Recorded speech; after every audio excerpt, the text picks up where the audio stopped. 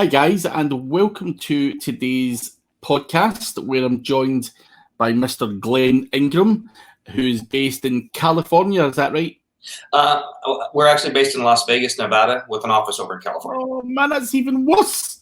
That's even worse. I'll tell you why it's worse. I made the trip to America last year, and I was in California, which I absolutely loved. It was a place called Anaheim, which where NFG Rockstars was, and then I went to Vegas. Man, what a place! What a fucking place! It was my first ever trip to America, and absolutely loved Vegas and California. I went to New York as well for a few days, just because while I was over there, I thought, let's try it all out. But I think Vegas is really, I don't know, just the bright lights and all the films and everything I've seen, it just blew my brains. What a place. Great experience, great weather as well. And the people were actually strangely really nice.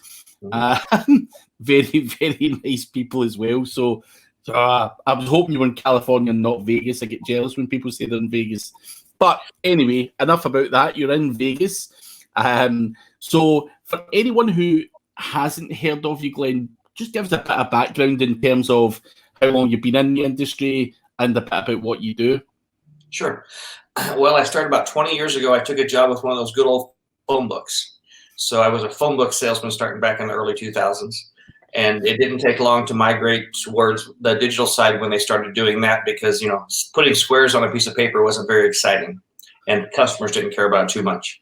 So I was kind of pushed in that direction, ended up helping them kind of start up their digital side there, started doing some PPC, some SEO and some websites and whatnot. And one time about 12 years ago, I went to Texas, went out to California for a couple of weeks. I was just trying to pick anyone's brain that I could find, whether it be on LinkedIn, Facebook, just trying to learn as much as I could. And I finally went back and said, okay, I went to our VP and said, I know what we need to do. And so we built some products, built a couple of websites, got up to the first page, said, okay, now we can start charging some real money. And he made the comment to me, I didn't ask you to find a better product. I asked you to find a better way to sell the crap we had. And I realized I couldn't sell crap very well at that point. So I started my own agency about a decade ago in Nebraska, moved out to California. Like I said, now we're in Vegas, just doing web design and SEO basically. We also do some PPC and some other types of marketing as value-added services for our clients.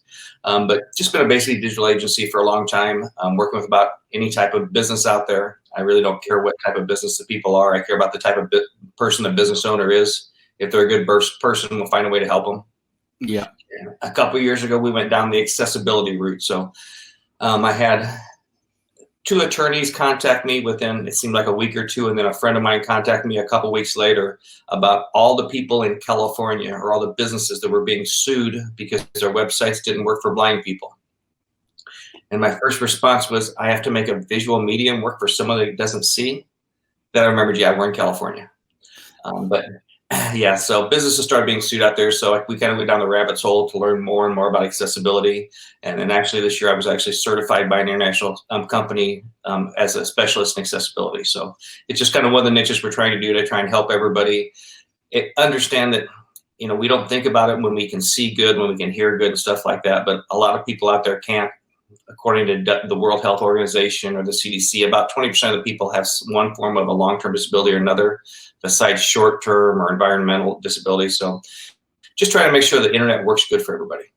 Yeah, no, I think it's a very interesting angle that you're going in at, and not one that I'm too familiar with. I'm not going to lie. I'm not sure how the laws lie here in the UK in terms of, you know, you're going to get sued if you don't, you know, have a website that is accessible for blind people and stuff like that. But yeah, I mean, it's something I never even thought about it until you said it. Like 20% of people out there, you know, you're missing out 20% of a slice of the pie. If someone said to me tomorrow, Craig, enter this niche and you can get a 20% slice of the pie, you'd be like, right, so how many people are there? You know, this is a worldwide audience. So the 20%, when you look at it that way, may seem minimal, and people may go, oh, it doesn't matter, you know, whatever. But that could amount to a serious amount of money. But what I want to do is dig a bit deeper into what accessibility actually means and what's involved with that. What sort of things makes, because as you said, why would we trying to make this visual, nice looking website appeal to someone who can't see? Where the hell do you even start with that? Well, a lot of it, people that are blind use what are called screen readers. And, screen readers were built by programmers, and, people that type code just don't think like you and I do. So they couldn't use normal code. They used stuff that's called ARIA and HTML 5.7.2. So like where we would make something B for bold, it has to be the other codes. And so instead of italics, it's I instead of LI and stuff like that. So you have to tweak a lot of the coding so that it works for screen readers. For people that are SEO people, you can't stuff all your keywords into your picture and your alt tag. You actually have to paint a word picture of your alt tag so that it works for a blind person, so that when their screen reader sees this picture, they can see, a guy with a black background with a red basketball jersey on. So it kind of explains to them verbally what is behind there. So it's just doing a lot of little things to code the website on the backside so that it works better. It's taking away some of these people that think they want these cute, frilly little colors, because 9% of guys by the time they're 50 are colorblind. So if you don't have enough color contrast, you can't read it, you hit the back button. So these customers are paying us for SEO. We don't want them to ever hit that back button. They want to stay there and spend money. If you have MS, MD, cerebral palsy, and you can't use a mouse, well, then everything has to be programmed properly on the back side so that your tab key turns into your pointer and your enter key turns into your clicker, and you can navigate an entire website with only 2 keys on the keyboard. Right. And again, that's something I never even thought about. I think doing that stuff, it's great that, someone is doing that stuff to help those people out there. But I'd love to know, in terms of the law, do you know much about, I know you said California, is that a California thing where you find for that? Or, for not having that? Or is that something that's in a much wider American audience? Yeah, in 2010, at the anniversary of the Americans with Disabilities Act that started in 1990, President Obama suggested that the DOJ should add websites and digital products to the Americans with Disabilities Act. So it's been a kind of a pissing contest between politicians back and forth. Since then, they've added parts of it to certain sections and not parts of it to certain sections. And President Trump has basically said, let the courts handle it. So a big thing that happened over here October of last year was Domino's Pizza, a huge pizza chain, had been sued a couple years before that. The judge initially, federal judge said, no, your website doesn't have to comply with it, because when you read the laws about a business, it's about your place of business. So your doors, your bathrooms and stuff like that.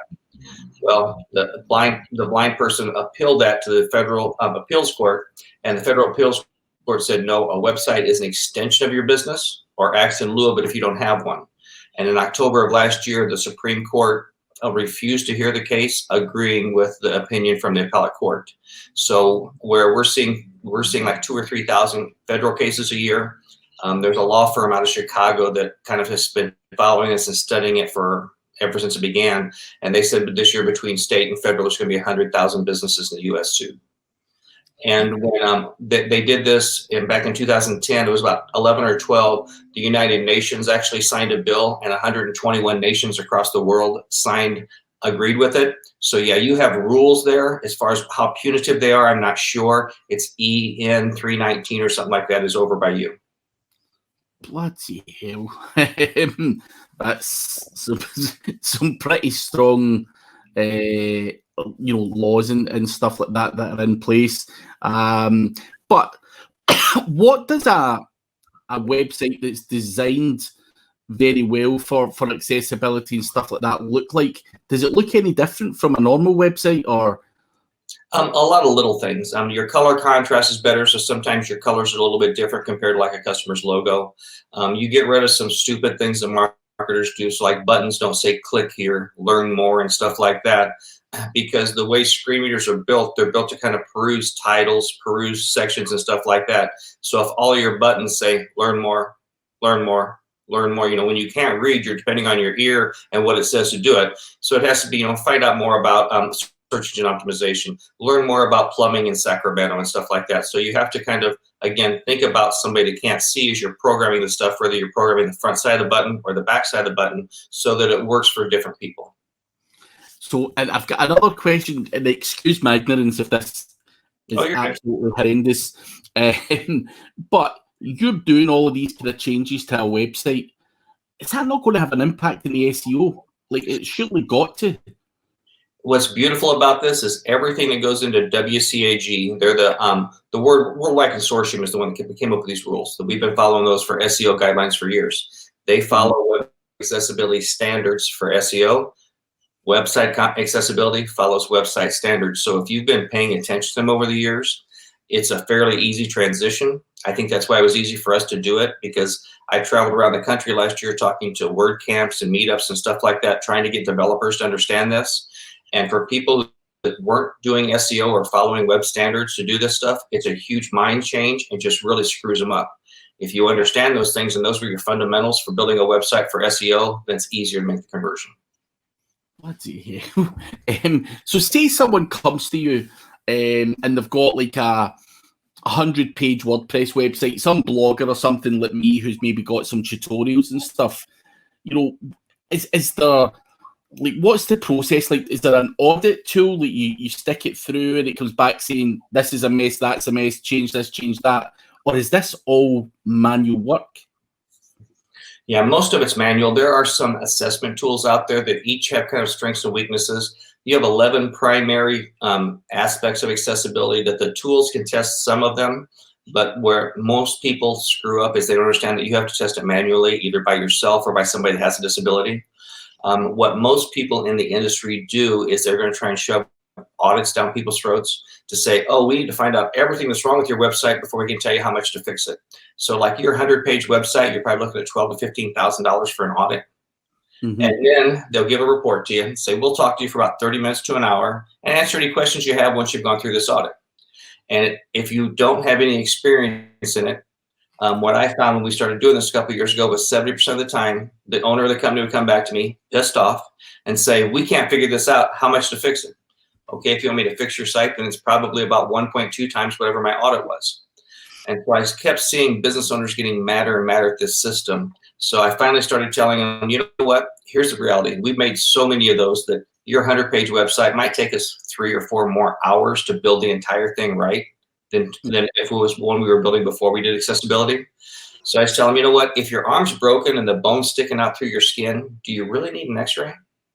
No, you probably don't need an audit to know your website screwed. So how about this? Instead of charging you $12,000 for an audit, another 12 or 15 to fix it, how about if I just fix it right from the beginning for 10? Yeah, well, that was going to be my next question. You know, do you have like some ready-made kind of thing where, you know, someone comes to you and you can just fix it right from the start, adding on, you know, their different, you know, products or services or whatever it's going to be? Because it would seem to be, you know, to me, to be absurd if you had, and that's just, you know, a 100-page website. If someone came to you with a large e-commerce website, surely to God, that's a no-go. There's got to be a bit, you just have to move platform or something. Yeah, we're, you know, but the biggest thing is we have someone comes with a Shopify or a BigCommerce, something like that. It's not on WordPress. You know, you're going to move it to Word. You know, some people don't understand the difference in optimizing a Woo and a WordPress site versus BigCommerce or Shopify. It's going to cost them so much in the long run that it's cheaper to spend more money at the beginning. But yeah, I had a jewelry store that contacted me sometime about a year ago. No, shoot, 2 years ago. And nope, it was a year ago. And last spring, all of a sudden I get a call from this attorney that I had met, said, I had a customer just get sued. I need you to jump on and get a hold of them real quick. I need to fix the website. Well, it was the people that contacted me last summer and never got off the ground to do anything. And I think they had 3,000 products on their website. So when you look at 3,000 products to actually take someone that speaks English, not a VA, and actually put an appropriate description into that alt tag, I think I had 160 hours of a person that actually makes decent money just doing alt tags on that. So that one e-commerce site was like $32,000. Jesus.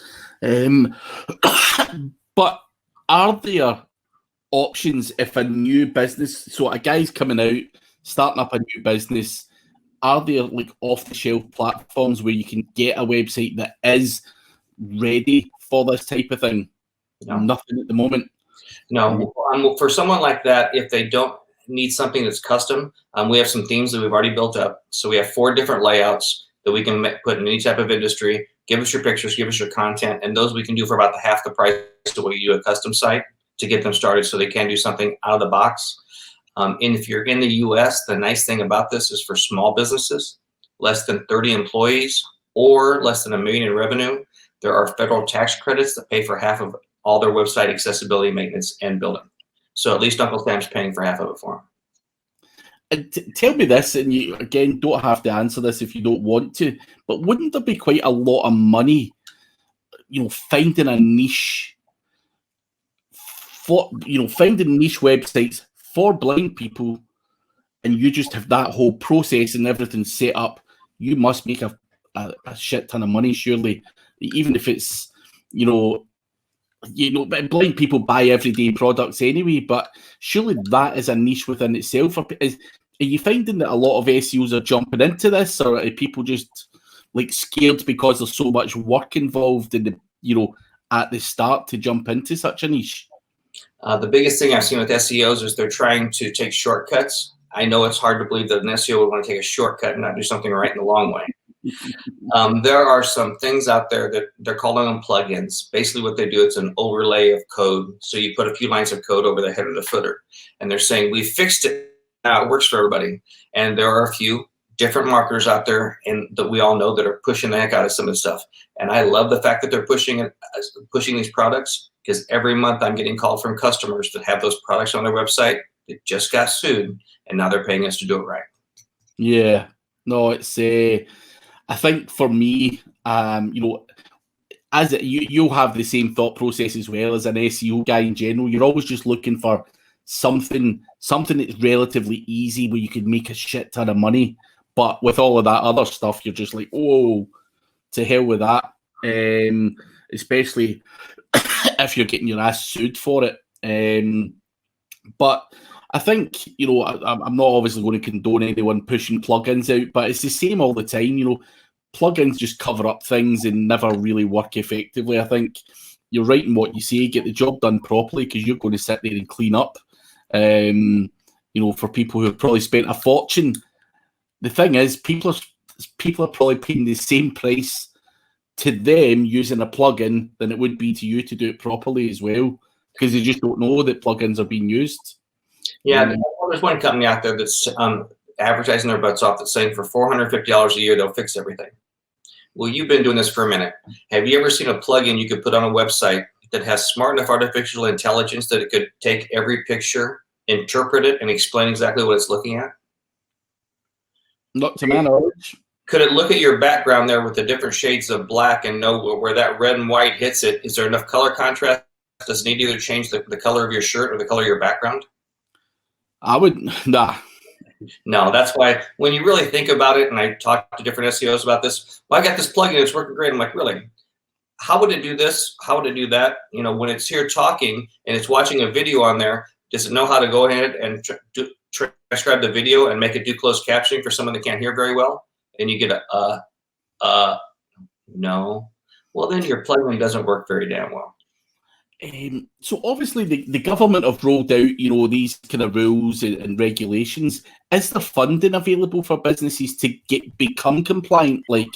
So you're a business, surely it wouldn't be fair to have a small e-commerce website, one-man band, and all of a sudden government decides you're getting your ass sued if you don't have it, made accessible. What's the situation like in terms of government funding or help to get you on board to help them out? I haven't looked into over by you. It'd be worth doing a couple of Google searches and stuff like that. What we found in the States, like I said, there's federal tax credits that will give them half of what they spend. So let's say you're doing an e-commerce site that costs $5,000, $8,000, and then you're doing ongoing maintenance for it, putting in pictures and stuff like that for them. So maintenance, as long as it's associated with accessibility, if they spend $10,250 a year in the U.S., they get $5,000 tax credit back from the government. There are different states that have different tax credits. So not bad when you can tell a customer, yeah, I'm going to help you with a website. I'm going to charge the same as the next guy down the road, $4,000, $5,000, $6,000. But guess what? When you file your taxes next year, you get half of that back from the government. It's not a way to compete against other people. Yeah, no, I think it's only fair that people do get some element of help with that, because these things do cost an arm and a leg, because it's such a specialist job. And as you say, the guys, just doing alt tags, for 160 hours, and he's on real good money. Whereas, I could get someone to do that, in the Philippines or something, and pay them next to nothing. But yeah, it seems to be a very, very specialist job. But going forward, is that something you're going to stick to? Is there more other things you're going to add to the mix, or is this? Because I'm going to just make a wild assumption, but I'm going to assume that even over the next 5-10 years, websites are not going to be that accessible. Not everyone's going to take that action. So you're going to have a lot of work over the next 5 to 10 years simply doing that. Yeah, there's a company called WebAIM. They have one of those little tools to do assessments. They did a test last February, a year ago, on 1 million homepages. 2.2% of them were compliant.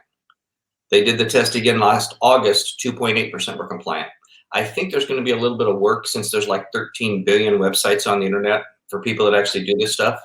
Yeah. But the nice thing about this, and I'm part of a group that we're actually educating people so they can talk to their customers about this properly. And then we provide white label service, so we can do all the programming behind the scenes. They can just go sell it, because it is a bit of a change. And you have a lot of marketers here that don't know how to build websites anyway. So by doing that for them, we're just trying to help get the word out there more and do that for them, because you probably will appreciate this, as when you're doing SEO and doing it right, and not doing it for $200, $300 like some of these people that send out a lot of emails. The client pool is about this big of people that will honestly invest and build proper optimization of visual or online visibility. But a lot of people have websites. So it's a good way in the door, create a relationship, prove reliability, and then start offering more services to these clients. Yeah. No, I think it's, a lot of people, agency-wise and stuff, I've always seen people saying the agency life's dead and all of that kind of stuff. But I think for you, it's probably going to, you probably barely even scratched the surface at this point, which is good to hear that you've kind of niched down and, and can focus on something that's actually going to add value to businesses as well, and obviously stop getting their asses sued. But typically, how long does a website take? I know that you can't give an answer and you're going to say it depends and all that, but if someone comes to you with a 100-page WordPress website, just a simple blog, nothing too technical on there, no e-commerce functionality. Like, if I came to you tomorrow and said, listen, Glenn, I need this done, to be compliant, how long is the turnaround on something like that? My typical answer for everything, unless it's a huge e-com site or something, especially we're doing, is 30 days. Does it take us 30 days? No. That site we probably have done in about 2 weeks. That way we've got a couple of weeks for you to go back, take a look at it, and give you a round of edits or something like that. But I always tell everyone 30 days. If we get to the point where we are more than 10 days to 2 weeks out, then I'll hire more developers. Yeah. No, that's very, very, very interesting. So would it be safe to say that you probably don't, do you still do general web design? Is there any point in your business just doing average Joe web design if you're going to have all these people probably banging at your door saying, sort this out? Well, I kind of like to aggravate people in our industry. So once it got down to where for that average Joe, the plumber, the doctor, the chiropractor, where it might be an hour more to build the website, we quit charging more for accessibility to build it. Now we charge a little bit more to maintain it, because you have to make sure that as you're going on, you maintain accessibility. But again, even though we're charging a little bit more, 90% of my clients fit in that tax bracket to where what we're charging more, the government's paying for it, they're not paying for it. So yeah, it's not a bad little niche. And what we've kind of had some fun with it here in the last year, restaurants were being sued quite a bit in California. And I don't know if you've ever worked with restaurant owners. Typically, they don't spend a lot of money on advertising and optimization and stuff. But just by taking these websites that are built on some of these cheap do-it-yourself platforms and building them in WordPress. I think the best example was we launched a pizza web shop site 4 weeks ago, maybe. And I think they weren't on the first 10 pages of Google because it was one of those build it places that we'll leave nameless. We won't name them right now. And before I even put Yoast on it, they were ranking #1 for pizza in their city just because we did all the on-page right. They already had a lot of links coming back to it, so they had a decent domain authority. It's just they were on a crap platform. Jeez. So, in your opinion, and I know it's something, again, you probably can't answer wholeheartedly, but do you think Google will eventually, if they're not already, give weight to websites that have got accessibility, like serious weight to web? Because, it's like they always said, mobile friendly, websites are not going to rank well if they're not mobile friendly. Now, I've still got a lot of old test websites and they still rank like hell and they're not mobile friendly. And I know Google scaremonger when they're going to say, if you don't get accessibility, you're not going to rank, and, the other guys will rank who are doing it, and then, it's all this kind of scaremongering. But have you seen any kind of evidence? I know because you're changing, obviously, platform there, where you're maybe going from some shitty thing like Wix to WordPress, and, you're sorting stuff out, and you're going to see an instant boost like that. But do you think, have you ever just got a website that was on WordPress and everything else was all right, and the only thing you really changed was the accessibility? And did you see a rise in rankings? Yeah, because WordPress is a contributor to W3C. So I'm not WordPress, Google is. So when you take a look at, we talked about shortcuts. 6-7 years ago, I had a friend of mine that owned some companies that we're doing some optimization for. He bought a competitor and said, hey, can you take this website that we bought from our competitors and just make sure that if someone lands on it, they know to go to our office versus the other ones? So I said, sure. He's kind of like a little brother. And sometimes a little bit of ADD kicks in when we're doing things. And we built a one-page website. And all of a sudden, I'm talking to him like 3 or 4 months later, and we're taking a look to see how optimizations are going in the different cities that he's in. And that stupid little web page that I built was actually ranking ahead of the site he was paying me to optimize. They were 1 and 2. And he's like, oh, thanks, buddy. I didn't know you were going to do that for me. As being the true consummate salesperson, I got your back, brother. Of course I did. And then I went in to figure out how the hell I did it. And it was funny. When you looked at it, I hit every portion of website standards with the advanced alt tags, with the schema and stuff like that. All the things that you're supposed to do for a website that also includes in and works with accessibility. So for years, when I've been talking in front of SEO people doing this or in front of a live group, and they've been looking for shortcuts, and I said, guys, shortcuts are easy. Learn how to do on-page right, and you don't need all these stupid little tools. So yeah, Google's been proving that for years, that if you follow web standards, you're going to rank better. If you follow web standards, you're going to be better for accessibility. They work hand in hand. And one last question I want to ask you, and again, it's probably a complete noob question. Someone gets a website from you and it's all done to your standards, you paid for and everything, and you built it on WordPress, and then I rock up and go into add post, put some stuff on there, and click publish. Do I need to do anything, or are all of these future posts going to be up to the same standard, have that accessibility standard built in the background somewhere, or do you need to go in and edit something? That's been some of the biggest changes. Some of my marketing friends that we've been doing work for behind the scenes, they lose their mind more than the customer does. The customers no longer have access to websites. Everything on a website goes into our maintenance and marketing plan. We do all the edits for them and do that because, they do one post that has an H tag screwed up. They put one picture in there that doesn't have an alt tag properly. There are little things you can do within the constructs of a post that you can control yourself that you can do to screw up accessibility. Yeah, so it's probably better locking people out their own websites. And I totally get that. We all do sometimes forget to add a tag here or there and stuff like that. When you're rushing around, you're like, I'll get that post out, and if it's anything like me and the whole, it'd break everything.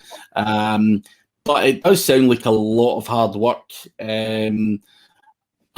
But as I say, it's a very real thing out there, and the law's the law, and people have to suck it up and get their websites dealt with and stuff like that. But when someone, I get people who want to come to me and get SEO as a service. Is there a place or anywhere you could recommend if someone's watching this saying, right, I don't have anything to, a website to give to Glen to do all his accessibility stuff, but I'd really love to get into this niche. What advice could you give them? Was this just a case of you getting about all different places and picking everyone's brain? Or is there like standard training where someone can say, I want to be an accessibility guy now, and go and train themselves up on it? Unfortunately, there's not a good short answer to this. I mean, if you go to W3C and start running through all their stuff, you'll start learning about it. When we started this a couple years ago, we were building about 300-400 sites a year. And I was lucky that I was at the point with my agency that I could kind of detach a little bit. And so I spent probably 50, 60 hours a week on this for about 2 months. Not just only reading that and learning it, talking to everybody I could in the industry. Because what's frustrating is you can go through and read those things and say, I remember, again, 2 months in, so I'm like, okay, I got this. Let's go build it. And then you start getting a friggin' error code from this treatment tool or an error code over here. It's like, what the hell's going on? And then you have to have people around the country. I mean, I've got a friend in Canada. I've got a friend over in northern Idaho. I've got a friend in Australia. We each kind of had different backgrounds and stuff like this. Because if you've been working in academia, you've been doing this for over a decade. Because universities have been forced to do this stuff and they've had to learn it. And so, with doing this and building as many websites as we do, it took us about 5 months to get the thing down. So what I've been telling to people is, if you're not going to build hundreds of websites, if you're going to build one or two, is it really worth your time to spend all this to do it? Yeah, we have a group called Web Alley. That's WEBA11Y. A11Y is called a numeros. It means there's 11 letters between A and Y in accessibility. We post a lot of information in there. That's a free group to people where we just kind of share stuff with. We also have a paid group and stuff like that for people that really want to get involved in them. But if you just take a look over there, you'll get a lot of information about some of the things that are going on, some videos that I've made, some presentations that I've done, articles that we share on a regular basis, just to kind of give people more of an understanding is if they want to decide to delve in a little bit deeper. Yeah. And before we go, is there anything else that I've not asked that you feel is quite important for people to know about website accessibility? Just you have to be careful with it. The laws are about as screwy as your GDRP. Your GDRP doesn't matter where the people are; it's where the person is. They're a resident of Europe. With these, it doesn't matter where your website is; it's where the disabled person is. So a disabled person in California can sue a business anywhere in the world if their website doesn't work properly. And it's not. I don't think it's really necessarily a disabled person. I think a lot of it's pushed by some attorneys, because you see the same law firms having disabled people that they're filing multiple lawsuits on. But if you don't think it's not big business, there's one blind guy in San Diego that last year made $3 million off of settlements besides collecting his disability. Jeez.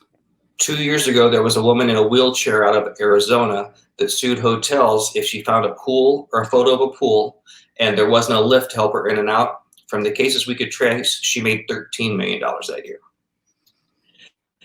And now, if you really I'm going to scare the hell out of everybody with one last thing. Anyone that's managing pictures on a website or managing pictures on a GMB in the US, these same people are using those to take a look at them. And if they can see in your business on any photo that you have something that violates the laws for a disabled person in a business, here comes a lawsuit off a picture you just published for somebody.